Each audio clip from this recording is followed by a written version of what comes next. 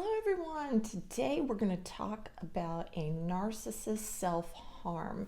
Now we're not talking about narcissist and self-harm to where they get so low in a collapse to where they want to not be here anymore. I have felt this way.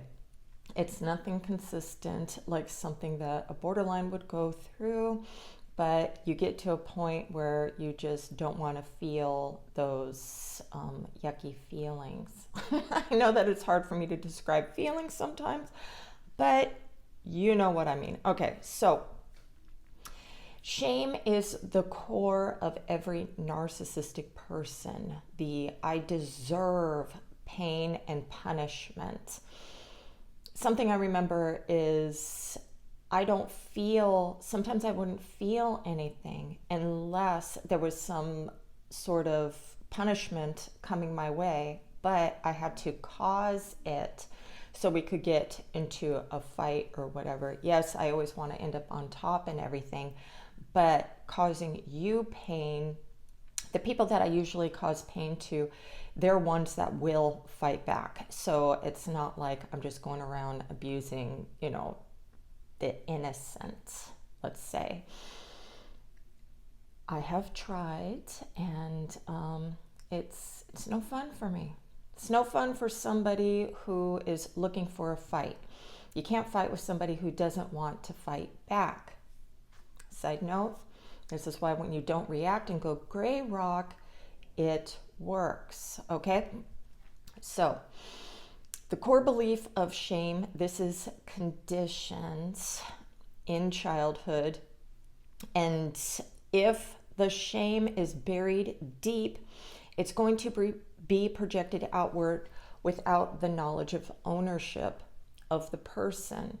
Believe me, I did not know. Somebody asked, how are you, like this narcissistic abuse, this you're manipulative. I was like, how am I manipulative? I didn't even, realize the things that I were doing were destructive in my relationships, okay? Remember, relationships with me are different than disposable or secondary supply sources. The main supply people, I do not want to leave those relationships. So everything is more childhood trauma triggered PTSD like. Okay? All right. So borderlines and narcissists struggle in their vulnerable state. When they do, they feel and show more overt negative behaviors towards themselves. These are the ones that you call covert, sneaky, sneak. Well, guess what? A lot of the time their brains are sneaking on them too. They may know that they have these emotional dysregulated whatever, but they're always blaming you. Even grandiose narcissistic people are going to blame you, but it's more like, you won't let me control you. You won't let me control you to ease any of my anxiety, okay? Where somebody more vulnerable, they control you, and I really don't believe that they're really aware of this shit, but they are controlling you with their, oh, I'm broken in my past, and I'm broken, to get you to sympathize. They really do want to be loved. I think more hardcore, grandiose narcissist, thank you, we do not even trust it. That we might crave it, but we don't believe it when it shows up, okay? So a grandiose narcissist, malignant narcissist, dark triad and tetrads do not have that, romantic need for epic love. I mean, we want, perfect love. Perfect love is kind of skewed because it's not always love bomb forever. We want love bomb forever. you know? And as you know, you want love bomb forever too, and it doesn't work out. Okay? It doesn't work out because of the cycle of devaluing you, trying to keep you in control so we can function as perfect in every way. Okay, when you go into the darker side of the force, you know, with all that malignancy, which is sadism added to these things, or well, that's the tetrad, dark tetrad, but psychopathy is a malignant narcissism, and they're super closed up. We can be super closed off, and so it's just a dog eat dog world. It's I have to get you before you get me. There's a lot of paranoia going on in there, okay? And when I tell you guys this stuff, it's not for, oh, sympathize and take the abuse and, you know, show more love. No, you have done that. You need to get the F word out. You need to get the F word out. You have tried different things, and you need to get out before you turn into us. And all you want is revenge and to punish, and you're going to be stuck in this loop. You're going to be empty. No. You got to get out so you can get your love and light back for yourself, and then you can excrete that shit onto others again. Okay? And you're going to learn how to protect yourself. But I don't want you to be paranoid. Just boundaries and protecting yourself. Okay, I've posted books on codependency, which has wonderful bullshit in there about the walls we put up and how to have strong boundaries. A lot of you people pleasers don't like to say no. You can say no. You can say no. You can have them be mad at you. It's fine. Okay, Mr. Chicken says it's all right. He says no to me all the time. Okay. And then I give him the silent treatment, and he has to stay on the, desk. All right? Okay. So, with the grandiose, malignant, dark triad tetrad, you get the gift of their shame. It's buried so deep that they don't, realize that they are carrying this around with them. And you are going to be the shameful one. You do not deserve love.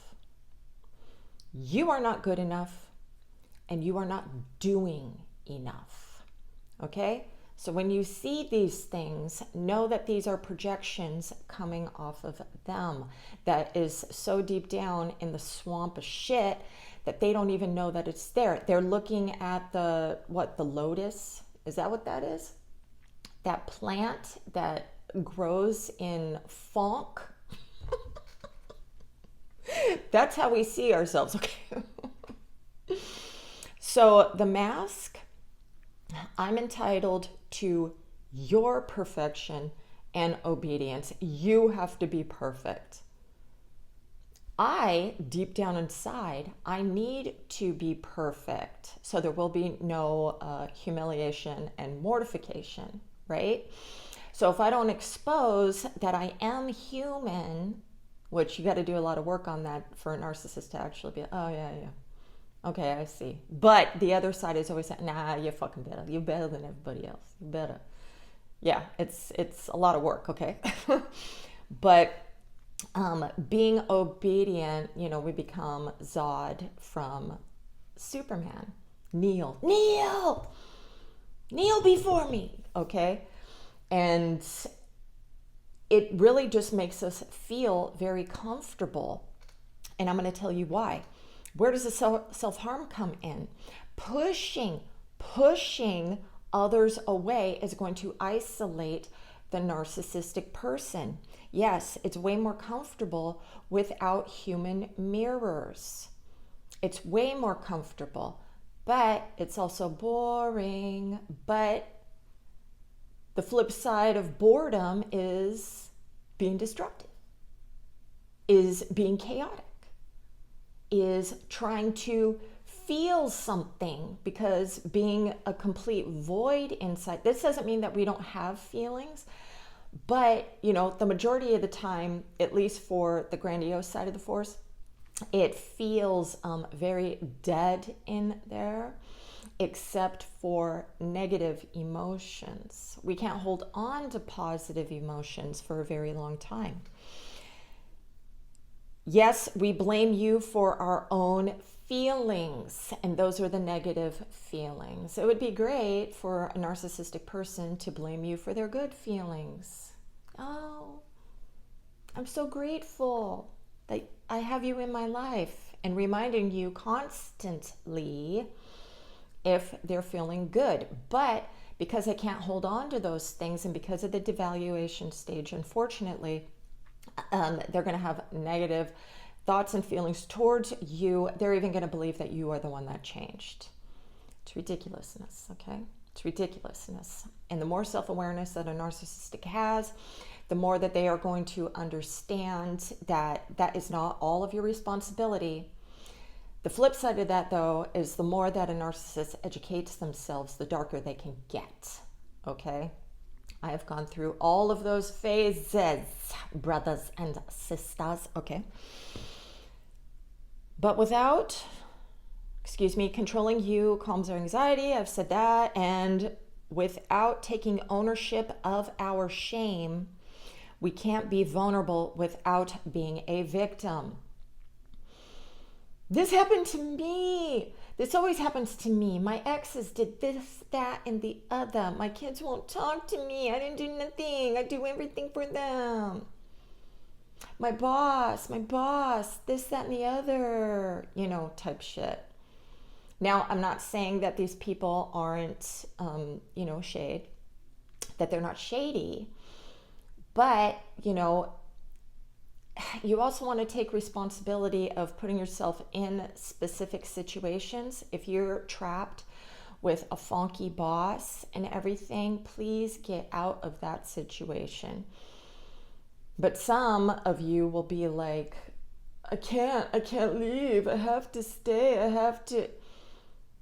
If you want to move that energy, start looking for a way out, okay? Give it to God. Be like, I know you know what's best for me. And then try to read up on some things where you're not reacting to these types of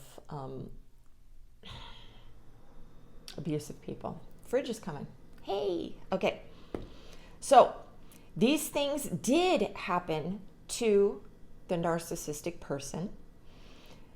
They should not have happened in childhood. But how can I grow from them? You're not going to be able to expel any of this shame if you're not learning about your history, generational trauma, understanding maybe how your parent grew up and everything, and just be like, okay, I get it. Hopefully you're learning from me if you have a narcissistic parent that.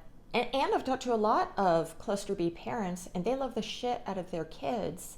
It's just they don't understand what's going inside of them, so their love is, a little skewed. Okay? So, how can I grow from this? Okay, if we don't grow, we destroy. We're destroying ourselves. We're destroying people around us.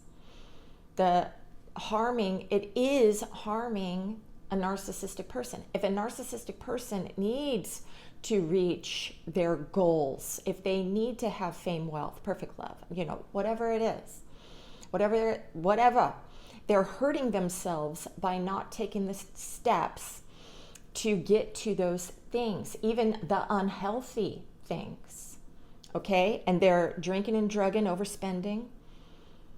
They're fucking up their dopamine by porning all the time, manipulating others for sexy time, or to feel powerful over others. I don't need you. I don't need you in my life. Please, I can find somebody else. Go away. Some people will go out and just do that purposefully to try to build up their grandiosity by tearing down others.